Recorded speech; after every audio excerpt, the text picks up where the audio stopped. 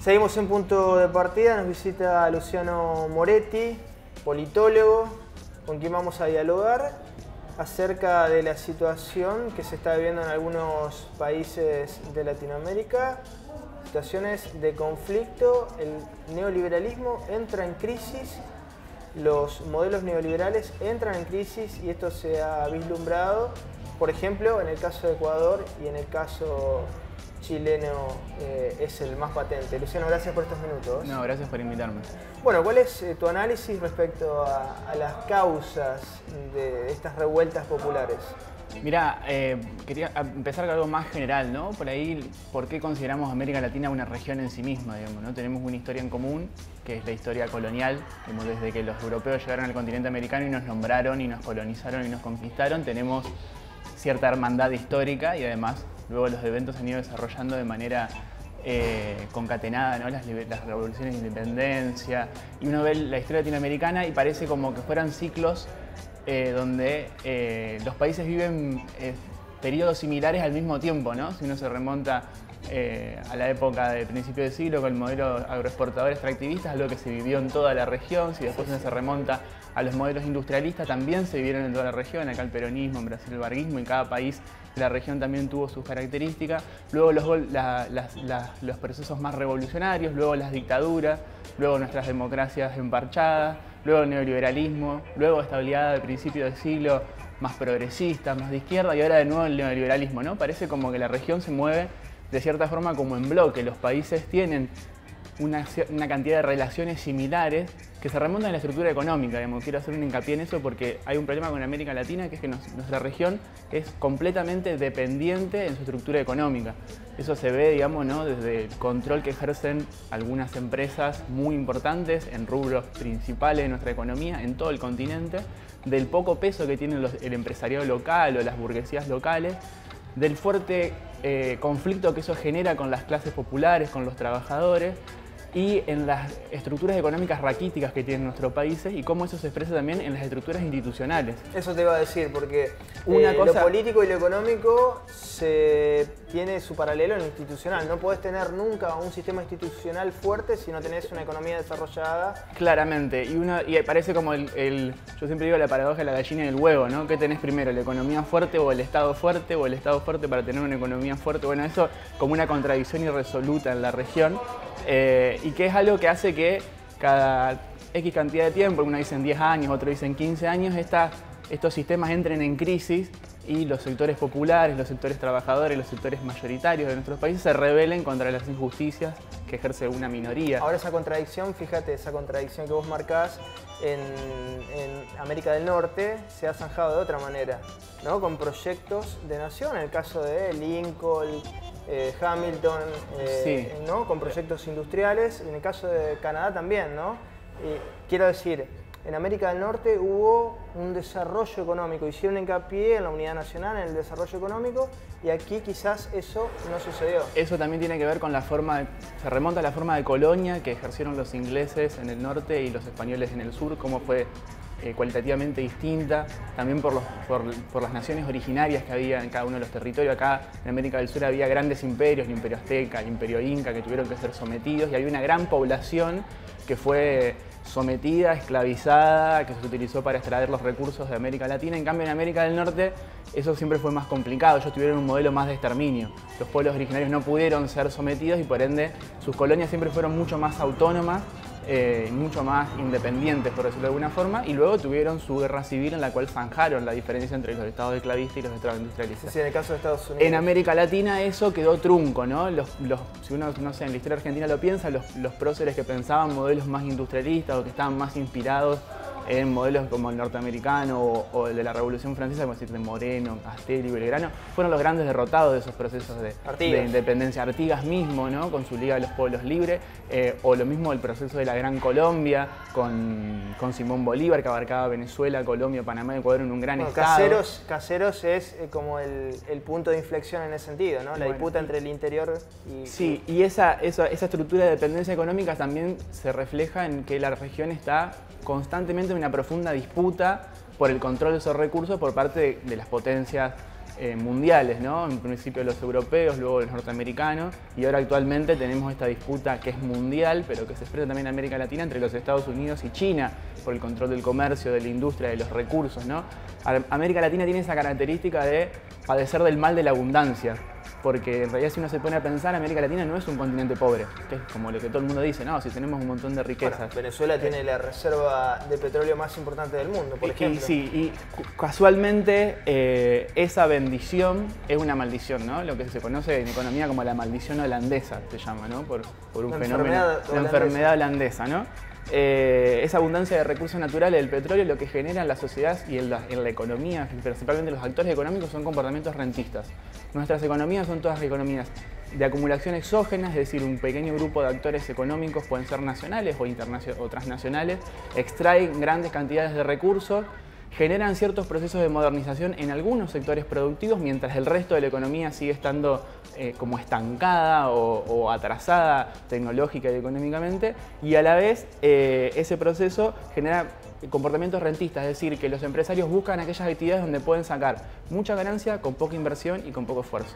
Y eso genera que nuestras economías sean raquíticas en ese sentido. No tenemos empresarios innovadores, no tenemos desarrollo de tecnología y no tenemos control de los procesos claves de acumulación y circulación del capital.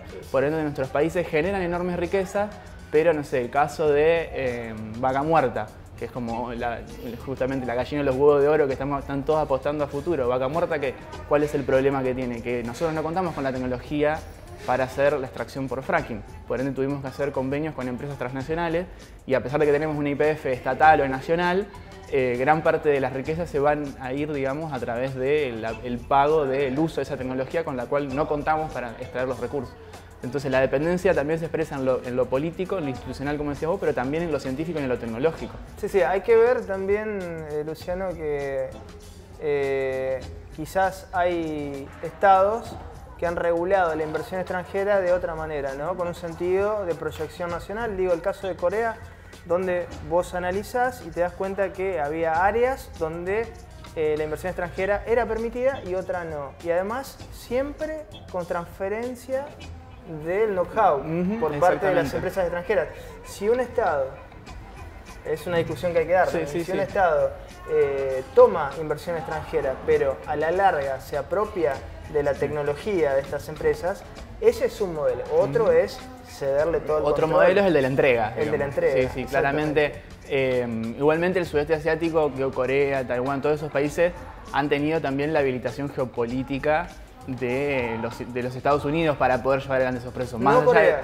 Corea del Sur también, sí, más allá de sus procesos internos, que fueron muy importantes, digamos, Estados Unidos tuvo un plan de desarrollo para el sudeste asiático como manera de contención de la amenaza comunista, ¿no? En el periodo de la Guerra Fría, pero obviamente las características internas le permitieron aprovechar esos recursos que llegaban desde los Estados Unidos para generar modelos de acumulación endógenos, digamos, es decir, que la mayoría de los recursos que se generan queden en sus territorios y se vuelvan a reproducir, ¿no? Como formas de trabajo, etc.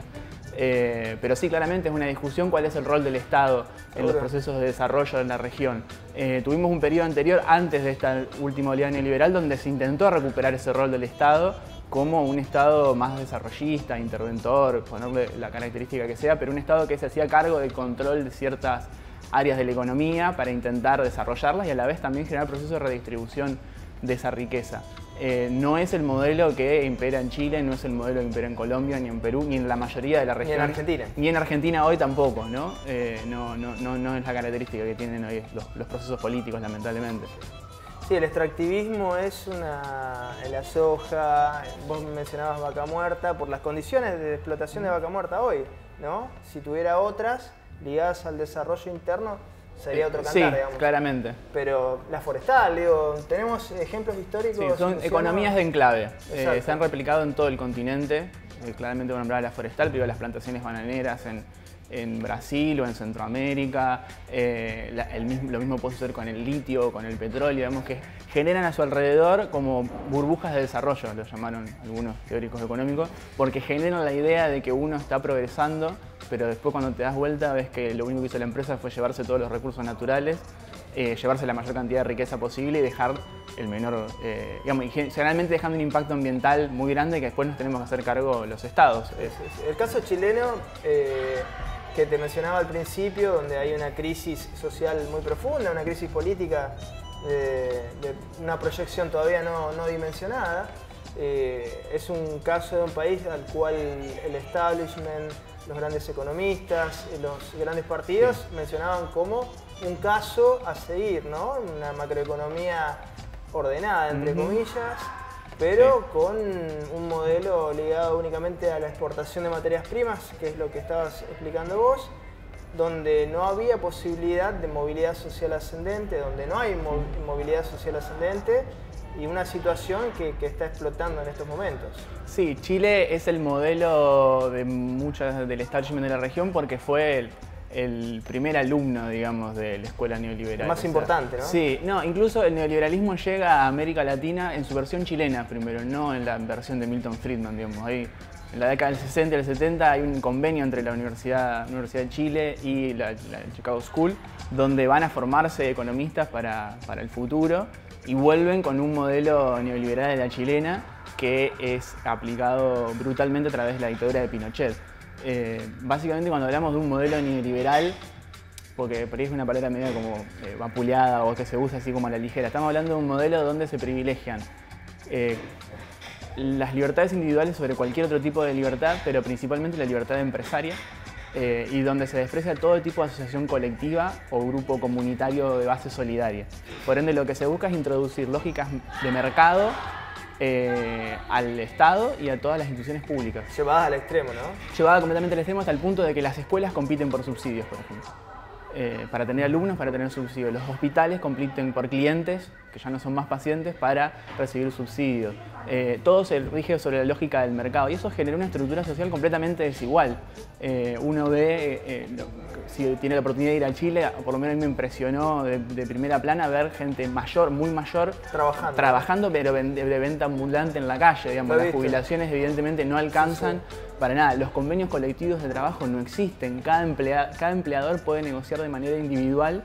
Vos hablabas recién de la ley de trabajo, puede negociar de manera individual con los empresarios. Bueno, es un dato clave, Luciano, porque Piñera, la familia Piñera, el hermano José Piñera fue ministro de Trabajo de Pinochet. Y bueno, esta legislación, la legislación que atomiza la representatividad sindical en una empresa con 10 empleados, puedes tener 10 sindicatos. Distintos, sí. Esta 9 de la patronal, digamos. Claro, esta atomización lo que ha generado es un poder mínimo y casi inexistente del sector de los trabajadores contra una patronal totalmente favorecida, ¿no? Y todo eso montado sobre un andamiaje institucional que diseñó la dictadura a la salida de la misma, ¿no? Todos saben que la constitución que rige hoy en Chile es la constitución que diseñó el pinochetismo, o sea, la dictadura a su salida.